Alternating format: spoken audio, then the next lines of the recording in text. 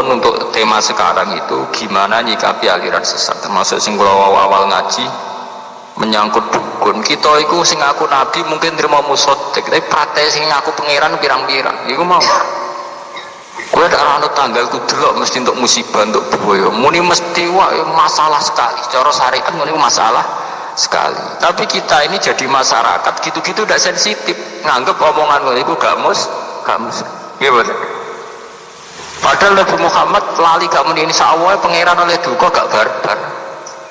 Saiki kita duwe kelompok sing seneng dukun padahal sing omongannya main mesti. Ini penting sangat ya.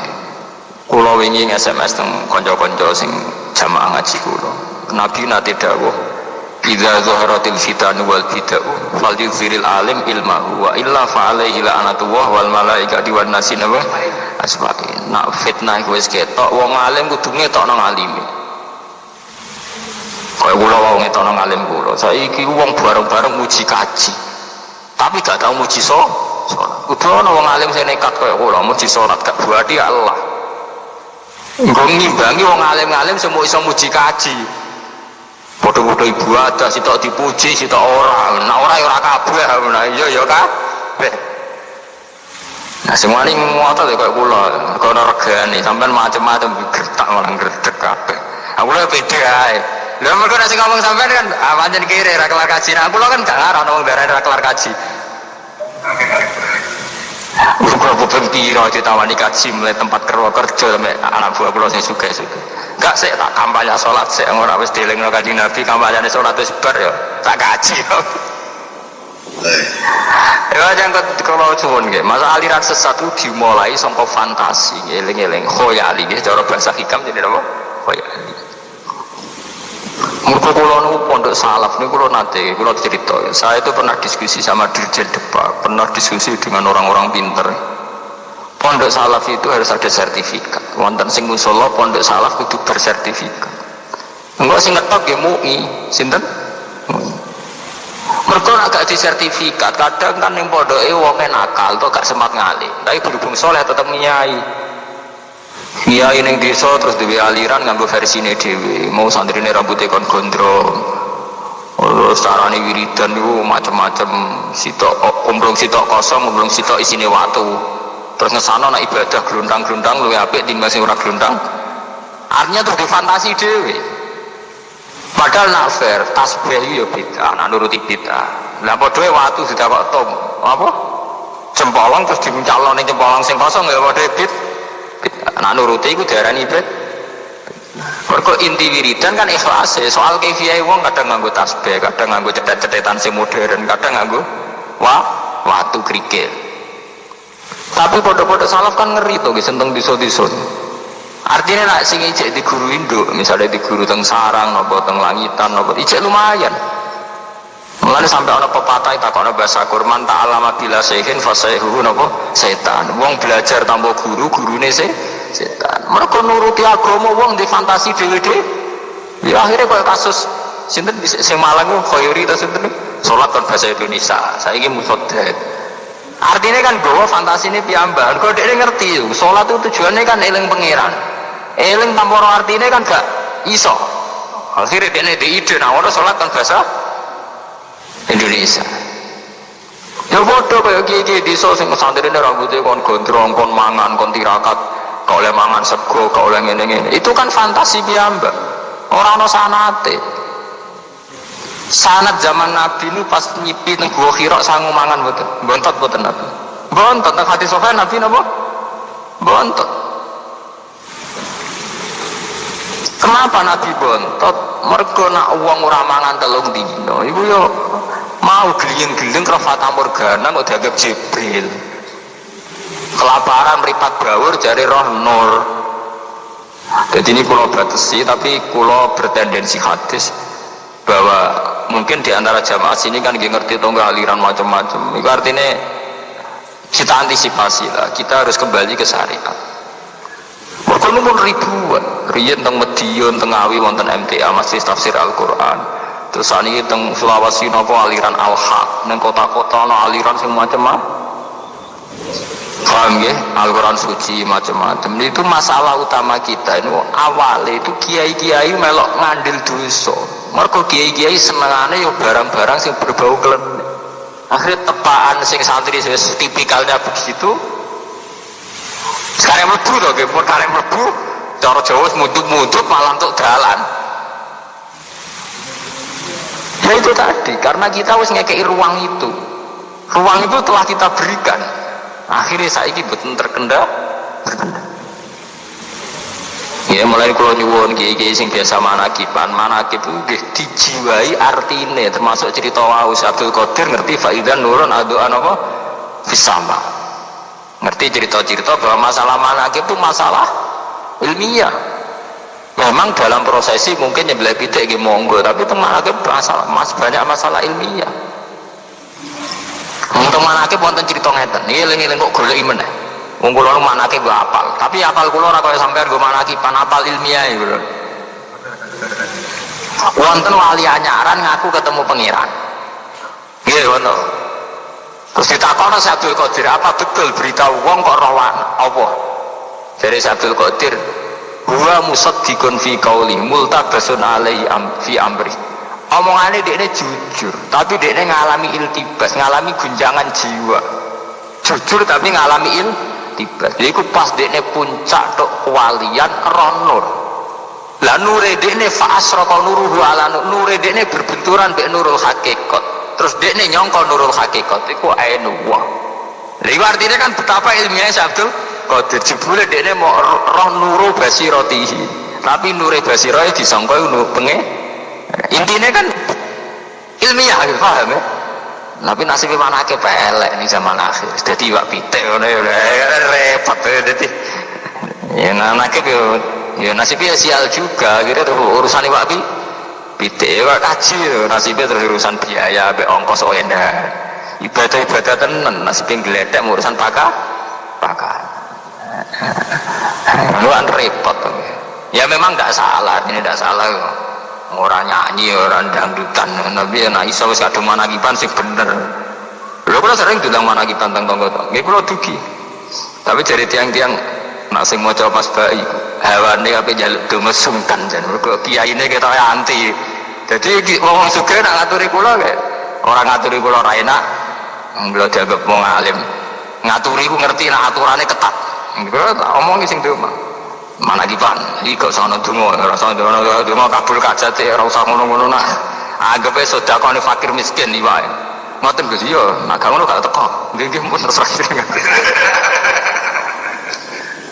gak usah donga-donga nah donga ora sama manakiban wong ra donga ya Yohanes antumul fuqara'u ilau setiap saat kita donga mbek pangeran setiap saat kita fakir ilau donga ngenteni ana manakiban ngenteni kaji ngenteni wali songo setiap saat kita antumul fuqara'u napa ilallah kita setiap saat fakirun ilallah fakirun ila rahmati takwa yang ngenteni engko at-taqwa hauna hai sumakunta makom setingkat kula lam ini melem pangeran setiap saat ngenteni manakiban ngenteni kaji ngenteni ini pangeran pikiran terus donga terus setiap saat kita antumul fuqara napa ngomong sing ngundang manakib tak omong ya aku teko le maksud piye niku Gus kula gadah hajat kene urusan mung ndek hajat menungso hajate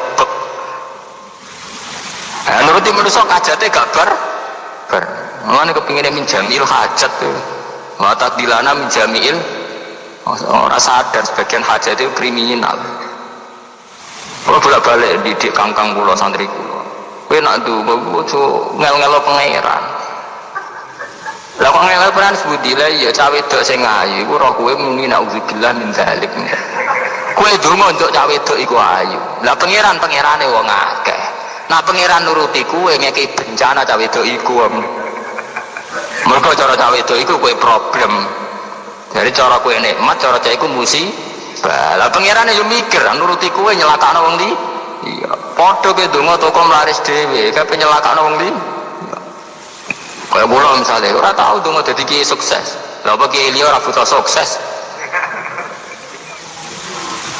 Dungo sepupu-pupu sih kok didikane pangeran ya, dungo ya dik sepuro. Ya sepuro kan gak harus rugi tuh. Nah juk sukses sing rugi akeh. Kowe juk dungo dadi bupati, artine wong liya ora dadi tuh. Mulane kula ora iso diatur. Kula sering ditakani asisten bupati. Gus Bupati itu baru tapi undangannya kok susah. Sebelum toko sagem undang aku barang ya ra kagok. Rasa teko. Kecuali misalnya bupati ngundang ini ada masalah bangsa atau masalah masyarakat yang saya anggap Pak Kiai termasuk yang bisa bikin solusi, kula teko. Karena ciri utama Nabi, ciri utama ulama mikir masalah mau teko terus pesta ulang tahun, anak resepsi buyute nonton kono, ora teko. Gedingnya Allah.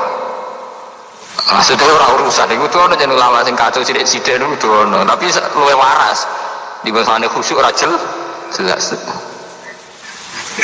Mangsa ada agama ada dolanan. Agama ya agama, inti agama itu wa ma umiru illa liya'budu wa mukhlisina napa? Laudin titik. Mbak dadi niki kula nyuwun untuk konteks ini, masalah aliran sesat ngeri. Dan ironisnya itu hampir semuanya jualan pondok kita, pondok sana. Kados awal ngaji kula wau karena agama bawa fantasi, bawa khoyal. Iku nak sing syariate ra kuat kego. Ya wong santri ku mulai iman be akeh Sulaiman sampai klambi ontoku semua kono kabeh. Wis aliran pikirane sing ora wis. Sudah di duit fantasine sing ora. Karena banyak ulama di Jawa itu yang jawabnya pakai standar kultural. Hanya kultural ya gak enak, nuruti apa? Gak enak. Jadi kita sebagai kiai itu kan di satu sisi membawa misi syariat. Ya, di satu sisi bagaimanapun kan ya membawa unsur kultural. Korbanin malah ya. Jadi jamaah sini harus tahu bahwa saya jawab di sini dengan kapasitas ulama, tidak dengan kapasitas kultural. Karena ya banyak masuk kiai ngalim lagi kadang jawabnya pakai faham nopo kultural, dan itu kadang ya tidak salah. Terus cita-cita sing terutama apa kan? Saat yang ekstrim, artinya kayak ngaku nabi, ngaku wahyu itu rata-rata ulama ijma itu sampai murtad. Ya pengikutnya juga murtad. Tapi masalahnya kan untuk pengikutnya khusus, saya itu kan kemarin kebetulan peneliti itu kan namanya Saipudin, dosen Yayan Jogja, peneliti aliran Al-Qiyadah Islamiyah. Jadi sebelum diumumkan debat itu 1 tahun itu jadi bahan disertasi skripsinya. Itu untuk level pengikutnya itu begini. Yang di kampus itu kan banyak sing aslina anak wong abangan. Ya. Sama jadi wong Bojonegoro ora bejo, kadang kan dari satu daerah, yang daerah situ daerah wong mabuk, daerah wong abangan nggak kenal agama. Jadi caiki benar-benar kosong. Ya benar-benar apa? Kosong. Nggak tahu agama pertama adalah Nabi ini musaddiq. Itu banyak yang tidak tahu sama sekali tentang Muhammad, banyak nggak? Lalu sampean ditetir bejo, kenal Kiai Langgar, kenal Islam. Banyak di pedalaman kita sing jenenge Quran digopo toh. Mereka bilang Islam itu hanya karena trennya Islam itu, tapi nggak pernah tahu Islam itu apa. Itu kali kalau wong rokan cekak. Itu ada satu daerah sing pancen biasanya wonge rokan kabeh. Dia nganggo jilbab, kok sok suci. Gak umum saja, dia tidak niat ngelawan Islam, dia sadar itu tidak umum saja. Ya bagi orang-orang kan banyak kan, tidak niat melawan Islam tapi punya perilaku yang tidak Islami, tapi dia melakukan itu kultural saja karena di satu daerah atau dia dari satu keluarga yang pola hidupnya kayak itu. Berarti jawaban kula untuk musaddiqnya jelas murtad itu. Tapi untuk mengikutnya mesti. Kalau sebelumnya sudah terisi oleh Islam berarti murtad bukan? Tapi kalau yang sebelumnya belum kan berarti ya belum tahu apa-apa kan, jahil kan nggak kena hukum kan. Untuk jahilnya kan nggak kena apa? Ya kita luruskan, untuk orang lain wajib. Terus untuk musaddiqnya ya iya, tapi untuk yang awalnya tidak tahu. Makanya di kampus itu tidak hanya Qiyadah Islamiyah yang laku, aliran apa saja di kampus laku, karena kadang dari tidak tahu. Itu seperti pertanyaan yang kedua tadi, Kang Sinten jelas apa? Kang Tikno itu di Cirebon saya pernah ketemu sama yang mengikuti JIL, dia tidak tahu kalau dalam Islam wong lanang oleh poligami. Dia juga tidak tahu bahwa cara agama sebenarnya widadari, tidak tahu itu malah setelah baca informasi tentang Islam liberal, bahwa kalau orang lelaki boleh poligami, ngapain yang istri tidak. Akhirnya dia tergugah rasa keadilannya. Nah wong lanang tok wong wedok rantau ini kan tidak adil, jadi dia terus malah tergugah rasa keadilannya. Hanya dia tidak pernah melakukan, tidak pernah punya akidah Islam dia.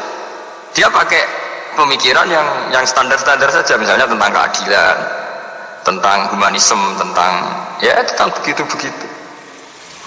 Yang kemarin yang ditobatkan di Bantul, di Cirebon, di Jakarta itu banyak yang nggak tahu Islam. Dia pede saja, la ilaha illallah. Wong saya ada tentang TV, tentang CD kan kata. Saat bersaksi tiada Tuhan selain Allah dan Anda Rasulullah yang pas di depannya mensotek. Dia tidak tahu, dia tidak pernah tahu apa-apa. Lah umpama dekne sedurunge Islame kuat wajib sopan sampai Nabi kok Anda kan. Sampai Nabi dhewe kok muni apa? Ya saya bersaksi tiada Tuhan selain Allah dan Anda utusan Allah lagi gede. Jadi sangka kosong, sangka tiang apa? Kosong. Masa kan ora percaya dolan mau dinanteng Jogja atau teng Jakarta. Wong sing bapake melarat, bapake copet utawa bapake wong nakal, uripe guwendho ning dalan-dalan, uripe bakasane donya. Nganti tuwa terus kuliah, rata-rata kuliah ning Fakultas Ekonomi. Ya ora redeng blas. Wong kula sering Yogyakarta ditakoki tiang Islam ya ora Islame itu. Emangnya Muhammad itu siapa sih? Kok populer sekali?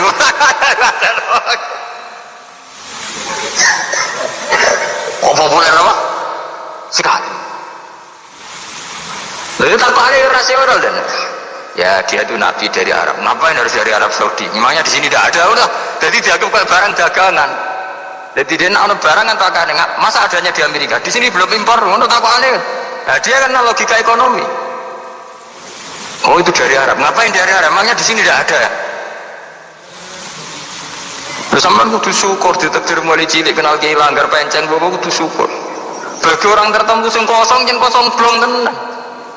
Orang kosong seperti ya. Misalnya baik wis ora salat. Bapak iku gendho ning Jakarta uripe ning dalan-dalan, seratu bersentuhan di masjid. Wong masih tonggolan agak bersentuhan yo. Teng daerah Juwono namine bakaran, kula gak ada santri kathah teng bakaran. Niku ana santri angkatan kula, yen ana salat takokane. Enggak ada wong Islam. Salat itu digopo tuh, bedino kok ngeleti tekel. Nah orang kaya ini itu dia memang nggak pernah tahu Islam, tapi dia terkenal, Allah itu kenal, Muhammad ya kenal, tapi ya dari mulut ke mulut saja. Lah orang kaya ini kalau terus di kota ada aliran, setelah dia rasionalitasnya hidup lewat intelektual, terus dia disodori pikiran-pikiran liberal, keadilan, humanisme kan tertarik, karena itu lebih rasional bagi dia ketimbang pikiran-pikiran agama. Paham ya? Nah, akhirnya terus aliran liberal, aliran sesat. Kenapa orang kampus yang terkenal intelek justru paling mudah dirasuki aliran sesat? Ini kan janggal ya. Di satu sisi terkenal orang kampus orang yang sudah intelek, di sisi yang lain kenapa paling mudah kena pengaruh? Karena mereka intelek tapi dalam hal agama kok kosong. Paham ya? Jadi saya pikir itu juga menjawab pertanyaan Mas Tekno. Jadi ketika disurvei itu masalahnya itu sudah kompleks. Rata-rata dari kosong. Nyatanya yang rata-rata pernah mondok atau ngaji ya standar-standar saja. Kulo nu kenal be ulil. Ketika ditanya dari mata ke dari hati ke hati berdialek wong alim mboten pede kan. Ndak, Anda meyakini begitu sebagai keyakinan apa sekedar itu hasil pemikiran yang Anda sendiri masih meraba-raba atau mencari-cari? Yang nggak disadari tiang awam kan antar wong pinter itu sadar teori relativitas, teori bahwa manusia itu mengalami ambiguitas, bahwa manusia dalam segala kecanggihan pikirannya itu mesti mengalami keraguan. Apa betul pikiran saya ini sudah final untuk proses? Apa betul pikiran saya ini baru faktor atau akibat? Sehingga semua pakar-pakar itu kalau punya pemikiran itu sudah biasa, ada edisi revisi, ada edisi macam-macam. Tapi pengikutnya saja nganggap itu final. Bagi pemikirnya sendiri kadang anggap itu tidak final. Makanya kayak pertanyaan Mas Tekno itu, apa itu istiadat yang spektakuler? Penulisnya sendiri atau pemikiran sendiri tidak pernah merasa spektakuler. Dia sendiri sebagai pakar, sebagai intelektual menyadari itu proses. Kayak Kunto Wijoyo dulu bikin moralitas Islam, terus zaman MH Najib, zaman Cak Nurholis dulu, Islam Yes Partai Islam, itu orang-orang yang masih mencari. Nyatanya Nurholis di akhir hayatnya ikut konvensi Golkar, ingin jadi presiden karena dia sadar Islam yes, partai Islam untuk jalan Islam. Dia tidak bisa setegas zaman ketua HMI bilang Islam yes, partai Islam no. Ketika Ketika orang sudah tua dengan segala proses sosial mungkin rubah. Oh iya, dalam konteks zaman akhir kalau kita tidak dukung salah satu kandidat atau tidak ikut partai politik, lalu lewat mana kan terus begitu. Ya akhirnya mau politik kan banyak kan, Kiai Nom dulu gak politik malah justru pas sepuh politik. Logikanya kan janggal, mestinya pas sepuh kan malah usaha kan. Tapi karena kadang sadar dia loh, dengan berbagai gerakan moral kok tidak pernah efektif, tapi kan lewat perpu perda kok lebih efektif. Ya, misalnya pelarangan narkoba, dia kan lewat moral kiai saja tidak cukup, tapi kalau lewat perda, bagaimanapun karena narkoba itu ilegal kan, lewat perda kan tetap bisa ditangkap polisi kan. Artinya narkoba yang kucing-kucingan kan. Coba kalau hanya lewat moral kiai, orang narkoba gak perlu kucingan. Artinya dengan kekuatan pemerintah kan lebih efektif karena kemudian jadi ilegal kan, jadi barang yang melawan